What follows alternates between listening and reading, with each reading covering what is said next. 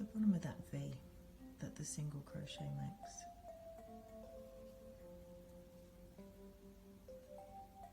As opposed to the top of the stitch. We're working 2 rows below, so insert hook, yarn over, draw through, yarn over, and pull through both